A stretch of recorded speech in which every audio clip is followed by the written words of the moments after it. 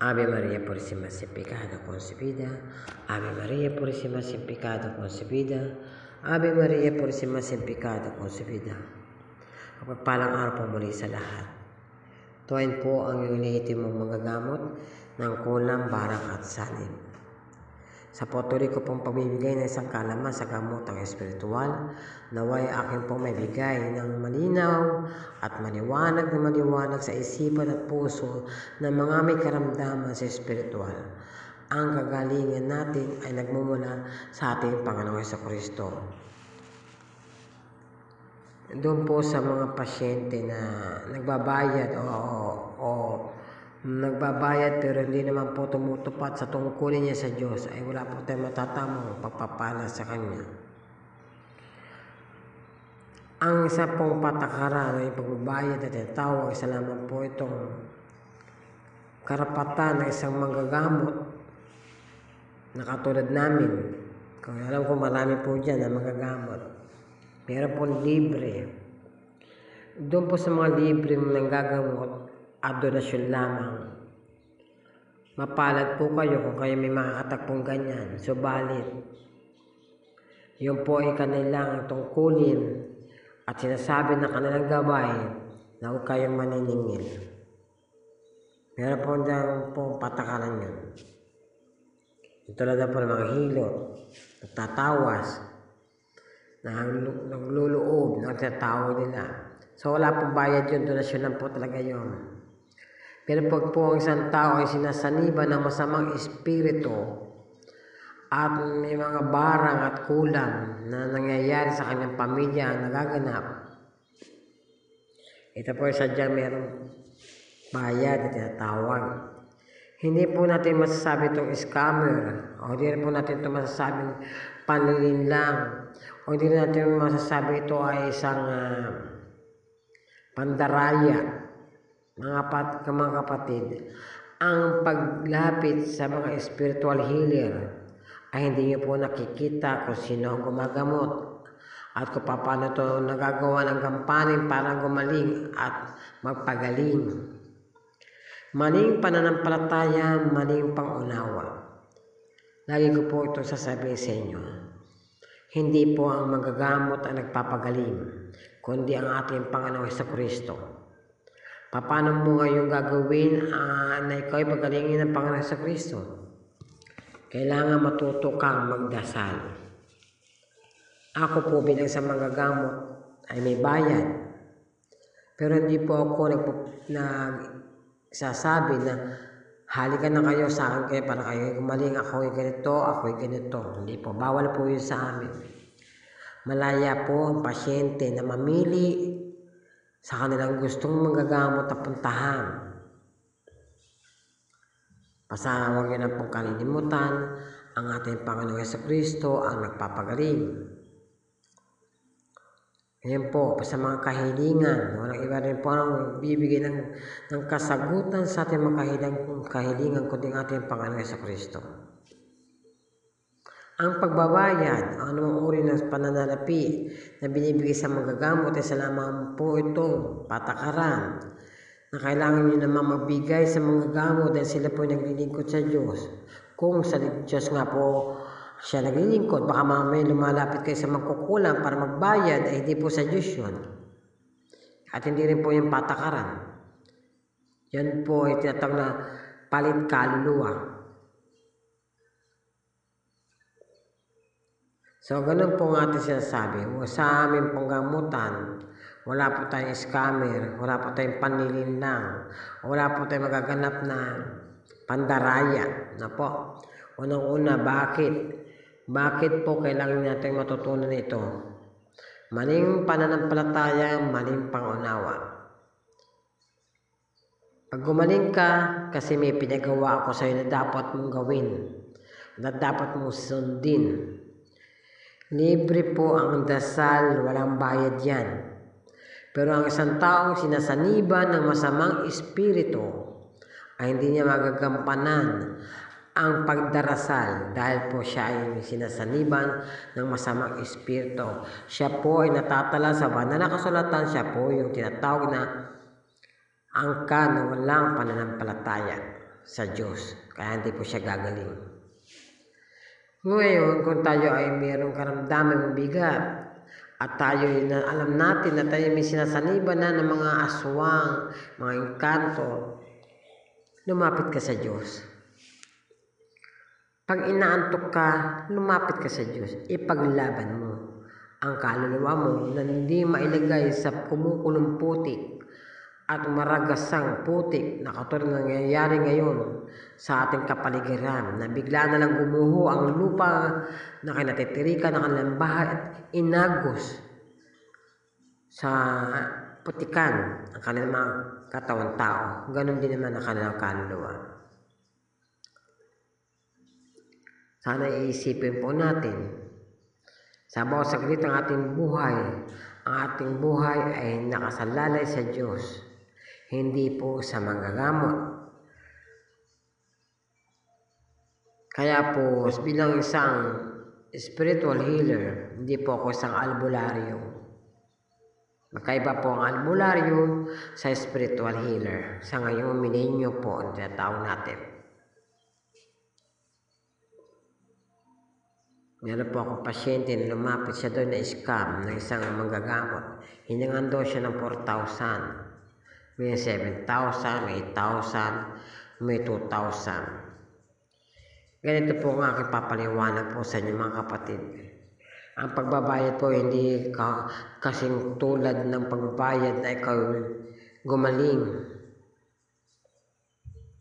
Hindi po sige natin pwedeng bayaran ng Diyos para lang po tayo sa judge niya. Hindi mo pwedeng suhulan ng judge. Kung ang Diyos ay susuhula, pero ang Diyos po ay hindi kahit kailan. Para po kayong paparusahan ng Diyos sa inyong gawain pag mayroong ganyang pananampalataya. Po. Pag ikaw humiling kay Twine Healer, kailangan may tungkulin kang gagampanan sa Diyos. Pag hindi mo ito nagampanan, hindi po tayo magkakaroon ng tamang pananampalataya sa Diyos. Kaya wala pong panilinlang, wala po tayong panilinlang, wala po tayong tinatawag na pandaraya sa ating gamutan. Gagamutin kita, papatayin natin ang masamang espiritu na dito sa katawan ng tao mo na hindi mo nakikita, na nagiging sanhi ng iyong karamdaman. Pero may tungkulin kang gagampanan sa Diyos na dapat mong gampanan, na katulad ng ginagawa ko. Hindi po kasi tayo lahat ay bigyan ng Diyos para maggamot. Nagsusulputan ng maraming manggagamot, kaloob daw po ng Diyos. Sige lang po yun, wala pong problema sa amin, mga gagamot. Ang aking pong aral, ang sasabihin naman po ayon sa akin, kaalaman. Pag ikaw isang magagamot at di ka naman kinalooban ng Diyos na manggamot, ang lahat ang ginagamot na pasyente mo na gumagaling ay pumapasok sa katawan mo. Ikaw ang sumasalo ng kanilang kasalanan. Kaya po maraming manggagamot ang namamatay dahil po sila naman ay hindi kinaloobang manggamot pero ginagawa nila manggamot dahil sa maling pangunawa. Marami rin namang manggagamot na sila ay naggagamot pero ang kanilang panggagamot ay ginagamitan naman natin ng anting-anting, mutya-mutya, pamanhin po sa ibang manggagamot. Suot mo ang medalyong ito, ligtas ka na sa iyong kasalanan. Maling pananampalataya. Sana po'y maunawaan po natin ang kahulugan ng ating pananampalataya sa Diyos. Kahit wala po tayong tangan ng kahit anumang pangontra sa ating katawan tao, kahit po tayo ay walang dalang anting-anting sa ating katawan tao, subalit ang iyong pananampalataya totoo at tuwid sa Diyos, at nananalig ka sa Diyos at totoo ang Diyos sa buhay mo, sa iyong puso at kaluluwa, ligtas ka sa kasalanan. Ligtas ka sa anumang aksidente sa iyong buhay. Sa paano mo ito gagawin, kailangan matuto kang manalangin araw-araw ng iyong buhay. Dahil sa buong paligid, sa buong kalikasan ng mundo, ay marami nagtatangkang masamang espiritu para ikaw ay saniban. Kaya po muli aking sinasabi, wala pong scammer sa gamotang espiritual, wala pong panlilinlang at wala pong tinatawag na pandaraya. Apo? Pag ikaw, ako bilang isang spiritual healer at nanunungkulan sa Diyos, pag sinabi mo ang isa sa mga kapatid ko na manggagamot sa spiritual ay ikaw dinadaya at ikaw ay in-scam, kausapin natin ang Diyos. Kasi sa Diyos po walang scammer. Sa Diyos po walang mandaraya. Sa Diyos po walang suhulan. Kapag ang isang lingkod ng Diyos ay nandadaya, sumbong mo siya sa Diyos. Maniwala po ako sa inyo. Maniwala po kayo sa akin. Ang Diyos po na mamarusa, hindi po tao. Walang karapatan ng mangkukulam mamarusa. Walang karapatan ng sino mang mamarusa, kundi ang Diyos. Kaya nga po mga followers ko po, mahirap po maging manggagamot. Lalo na lang po sila na pagbibintangan na scammer o mandaraya. Pero ang tao nagpapagamot, hindi niya alam kung ano meron sa kanya. Ang isang katulad namin manggagamot ay hindi pinapaniwalaan ng sino man. Di ba lamang kung siya ay nakaranas na ng isang bagay sa spiritual. Naniniwala po ang lahat sa third eye. Naniniwala po sila lahat, ang mga kaluluwa na mga ligaw ay nasasabi lamang. Pero wala na. Parang wala na. Kaya nga po, sa aking pong panggagamot, maaari po kayong pumunta sa aking tahanan para wala po tayong scammer. Walang pandarayang magaganap. Wala rin pong panlilinlang na magaganap. Dahil bago ko po gamutin ang pasyente ko, ay aking pong ipapaliwanag kung saan ka nagkakamali at kung bakit ka nakakaranas ng matinding karamdaman sa iyong buhay. Sana'y maunawa niyo po ang aking sinasabi.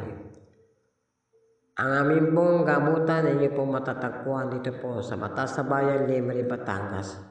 Magmensahe lamang po kayo para po sa appointment niyo po sa inyong pong papunta. Muli aking pong sinasabi, ang kahilingan po ay sa Diyos. Ang papuri ay sa Diyos, hindi po sa manggagamot. Ang kasinungalingan, dulot po niyan ay kamatayan. Kung ang manggagamot na inyong kaharap ay nagsisinungaling po kayo sa inyong mga sinasabi at ang inyong pananampalataya ay hindi totoo at ang inyong pangunawa ay malabo pa sa inyong isipan, siya rin po lahat ang magtatama niyan. Walang iba. Ang Panginoon Kristo ang magtatama ng lahat sa ating mga pag-uusap at sa iba pang mga gamot. Siya po ang pagbigay ng pangunawa at tamang pananampalataya sa ating Panginoon Kristo. Ako po ay ibibigay sa inyo ng matuwid at tahasang paggagamot. Unawain natin ang buhay natin ay nagmumula sa Diyos, hindi po sa dyablo na may halong panlilinlang at may halong pandaraya. Maraming po salamat. Sana po yung makarating kayo sa aming tahanan para po kayo magamot sa lahat ng uri po ng karamdaman. Salamat po.